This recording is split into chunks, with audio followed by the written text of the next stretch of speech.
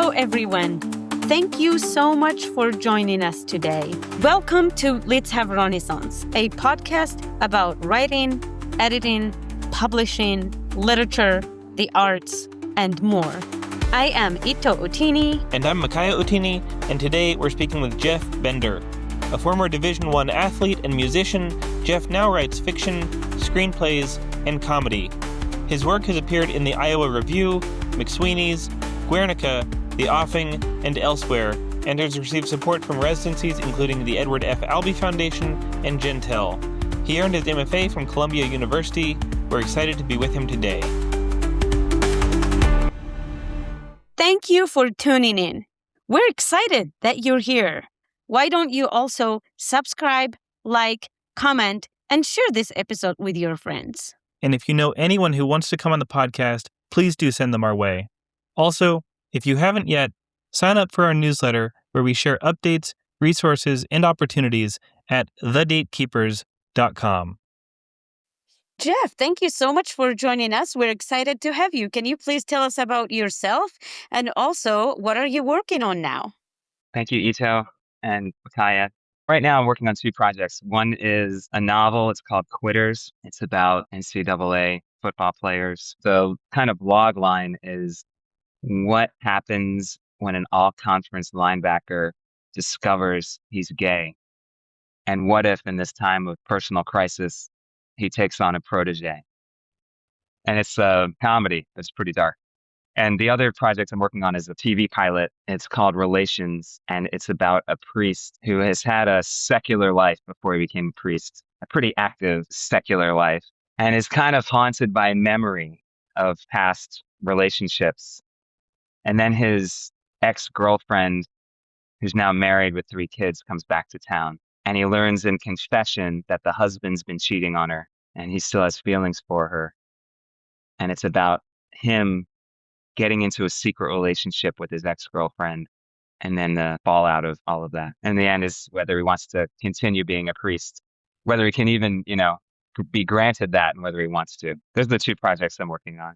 I was born and raised in Philadelphia, and I'm calling from Berwyn, Pennsylvania, a suburb of Philadelphia. It's a pretty corporate suburb. There are not a lot of artists here, but Philadelphia is nearby. My wife and I lived in Washington State for 10 years, and then we moved back here, and we have 2 kids and 2 cats. And I teach screenwriting in 2 places, and I teach comedy writing online. And I'm the main child care provider for my kids. I think the thing that kind of is rare that kind of makes me feel like I want to write is that I feel kind of lonely because I don't really know anybody who's like me, in that I'm super liberal, super Catholic, and I also have an athletic background. And so I have these 2 weekly meetings. One is a Catholic fraternity, and one is a comedy writers room for this site called Sports Riot. And I tell people the comedy writers aren't Catholic, and the Catholic brothers aren't funny. And it's a real convergence of worlds. And I feel like maybe kind of 2 different people sometimes. How do you balance that in your personal life? I always played sports growing up. My dad played quarterback at the Naval Academy, so he was a big athlete, and he was pretty instrumental and in some ways forceful, though he wasn't the angry, always disappointed sports dad. But he did sign us up for sports all the time. And so that was just a big part from my youth. But aside from maybe the wrestling team, which I really loved in high school, I really felt more of an affinity for the band, the concert band, and I had more friends in band. And I just really love artists and feel at home with artists. Kind of a reason why I don't quite feel at home where I live, So I wrestled throughout college, but I was an English major and I was in band, and I really loved my writing classes, and I wanted to go to graduate school, and I was really lucky to get into one MFA, and it was Columbia University. And then when I turned 40 during the pandemic, and as a Catholic, I was kind of tired of just confessing the same sins all the time to the same priest and kind of going to church on Sunday, but not really committing to the faith. And I kind of wanted to learn more about it. And so I've tried to do that. And I joined a brotherhood called Exodus 90. I'm the only liberal Democrat in the group. So I'm learning about Republicans, and I'm friendly with Republicans, which is kind of a strange concept. I mean, it's not, because it's, we have to see each other as human beings, because our political views are not something that we get at a store. It's the product of our life experiences that accumulates and makes us who we are and makes our beliefs what they are. And like we're all human at the end of the day, and there are lots of things that we have in common that we're made not to see when political identity becomes the main focus of the conversation.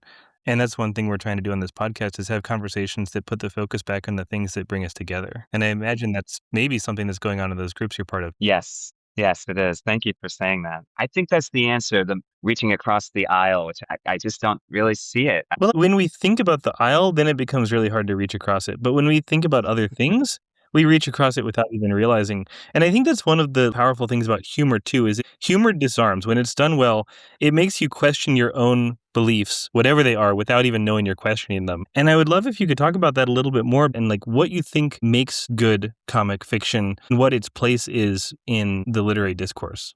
I struggle with the concept myself because I don't know if I feel pressure to write dramatically rather than just as kind of a slapstick novel. I don't really even know a slapstick novel, to be honest. Jonathan Ames is a little bit of a slapsticky novelist. His novels were kind of big around the early 2000s. The one who I think is really funny in the serious literary tradition is Sam Lipsyte. He's a good storyteller. He's very poetic. He's very precise and caught up in his language. And he's a great mix of unaware characters and unreliable characters with this really elegant prose. And he's actually, I think, truly funny. Speaking of unreliable characters, can you tell us about your TV pilot that you're working on? Where did the priest come from? Yeah. I was going to say, I meet with my priest monthly, and he had a secular life before he entered the seminary. And we were talking, and he said, yeah, memory can be a real killer. And I thought that's interesting because we don't see them as having a sexual life because that's sort of shut down. But, they are human. They have memory and they are prone to sin like all of us. They've been in the news a lot, for the sexual abuse crisis. And I'm not condoning that at all. But I think a good priest is a really good person, an interesting person, literate, fun to talk to, often have a good sense of humor. There's a Catholic church in Montauk, and they had like a little 3-night revival one time. And I was doing confession, and I remember the priest I was confessing to, I said, like, kind of asked if the sin of lust ever kind of came over him or something like that. And he said, bro, I got eyes. He said, yesterday I was out on the beach and there are all these women around. And that was like the first time I thought, oh my gosh, a priest like has a sexual preference, I called you bro. Yeah. He was a younger priest. He was like newly ordained and stuff. He was really cool. He was an ex-athlete too. And and I'll never forget that. It was like, wow, he's got kind of a sexual life, even though he doesn't really act on it. There's that life that's still there that I think, can maybe go dormant, but maybe also fire up again. Anyway. Do you have a favorite priest in literature? I don't really know. We don't have one. No, I do. Oh, really? Yeah. Can I hear yours? I can't remember the name of the character, but it's the priest in Louise Erdrich's novels. A lot of her novels are all set in the same community, in the same universe, and there's a priest who's serving this indigenous community. And if I remember correctly, it's been a while since I read her books. I think he also had a secular life. He'd been in the military. He's a very well-rounded character. Mm-hmm. I can think of the priest and the Phoebe Waller-Bridge show. What was that called? I'll think of it. It's like Basket Case, but it's something. He was called Hot Priest. And he was played by... Yeah, he was played by this very handsome actor, Andrew Scott, who does Broadway and movies and stuff. And I really like that because they actually got into a relationship. The thing that I didn't really love as a Catholic is that he then leaves the priesthood. And that just seems like he had such a flimsy faith to begin with, where I kind of like the idea that the person will re-up their dedication to it, that they're truly in it and that they've slipped up and they come back maybe stronger. He was a good character, I thought, overall, though. There's this Father Tracy in a poem called To Santa Claus and Little Sisters, who's kind of a flawed priest. I guess I don't know that many, though. There's the priest in The Sopranos. He's kind of interesting. And you also write about sports. Can you tell us more about that? And do you follow sports also? Well, I don't really follow sports very well. I followed the Philadelphia baseball team And I follow my old wrestling team, my college wrestling team. It's a very exciting team right now, Davidson College's wrestling team. But I don't really follow like the Eagles or the Flyers or the 76ers, even though everybody here kind of worships the Eagles. Here, when the Eagles game is on, my family likes to like go to the grocery store, do stuff so that there's like nobody there. And then writing, I feel like I know athletics very well. I'm not a big sports fan, but I have been through it at a high level. What really interests me is the experience that I had and that I saw my fellow student athletes having, which was that nobody on my campus was really known, except maybe the basketball team sometimes got into the NCAA tournament, March Madness. But other than that, the football team was at 1AA, which is a level below Division One. So they weren't really on TV. And then the other teams like swimming and women's soccer and golf, these are people competing at a high level, practicing and competing 6 days a week, sometimes on Sunday, doing 2 workouts a day most days. But there's no glory. There's no afterlife. Some of the basketball players played overseas for like professional teams overseas.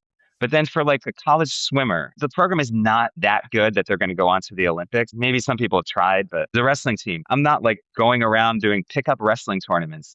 So there comes a question about like, why then commit so hard to it if there's no real afterlife to it, unless you're coaching, which few people do.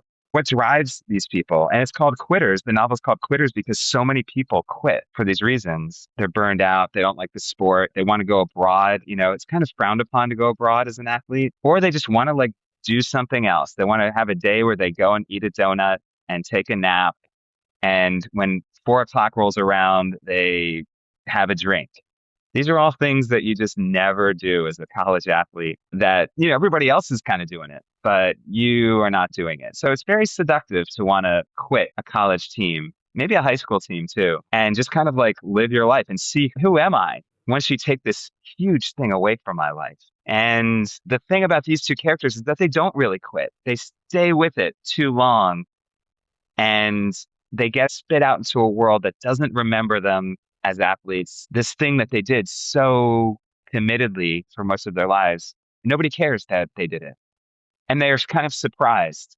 And they don't really know how to navigate the world without athletics. And they were always told to commit so hard to it by their coach. And they did a good job of that. But they didn't do a great job with school, relationships, friendships, stuff like that. They're just not that good at them. And so they get out in the world and they can kick somebody's butt if they needed to, but that opportunity just doesn't come up. This is interesting to me because I did martial arts for about 10 years as a younger person. I did 3 different martial arts in sequence. And when I was enrolled in the Tang Soo Do school for about 3.5 years, it was very insular. It was almost like a cult. If you didn't fully commit to it and you didn't make your life about practicing that martial art, you almost were morally lacking.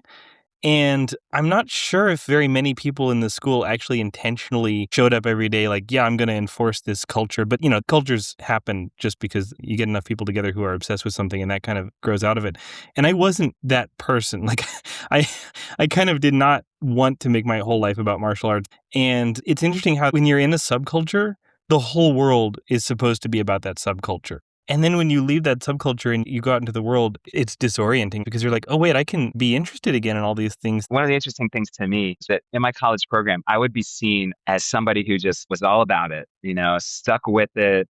I was like the worst guy in the room my freshman year. And then my junior year, I was MVP.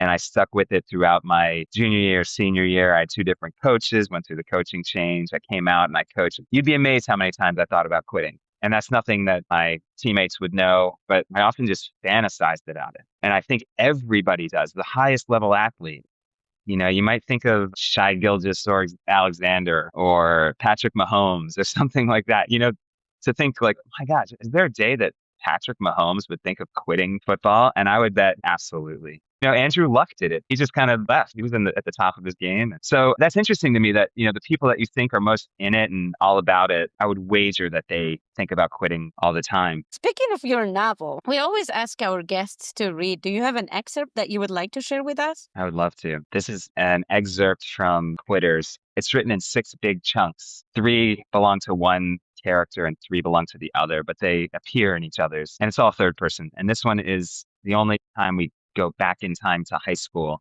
It's called Sophomores. Every Monday, the lists came out. The Elite Eight was a handwritten document torn from a Mead notebook, charred by the library photocopier, and scotch taped inside the boys' bathroom stalls. A tribunal of St. Agatha 12th graders drew it up on Sunday night. The document's more pliable cousin, the Hot 25, was created by the juniors and taped just below the Elite Eight. Both lists were T-charted by first name, last name, grade level, 9 to 12, rating, 1 to 10 with decimals, and drift, up arrow or down arrow. Down the left side were the names, which echoed sometimes predictably among the two lists, and which sometimes seemed belligerently at odds with each other, as if the juniors and seniors were bickering over which girls in the high school were good looking. As of the first day of school in 1994, neither list featured the name Anna Gurewitz. Still, Mike Falcone figured, maybe she was the real thing. First day classes were truncated down to 30 minutes to accommodate photo IDs, club signups, and the opening assembly. Be yourself, Principal Williams told the students. Falcone doubted it was good advice. By fifth period, he hadn't seen Anna Gurewitz and was starting to worry she'd transferred. He sat with the football players at lunch. He looked around. Sixth period, he entered the conference room for AP Psych, and there she was. Anna sat alone at the far end of the conference table, wearing the big plasticky glasses of her youth. But where her hair previously had hung straight down with a curl of bad bangs in the front, now it waved out gloriously like a bell and was richer and blonder and browner. Falcone dumped his backpack by a table leg and took a chair near the door. His heart was going. His ears were red. The plan was to count 5 Mississippi before reaching in for his planet-themed binder. Michael, Anna Gurewitz said. He looked up. Come sit with me. That's the beginning. Nice. Yay. Thank you. Thank you so much for your time. We enjoyed it. Thank you, Ito. Thank you, Micaiah. Have a great day, Jeff. Bye-bye.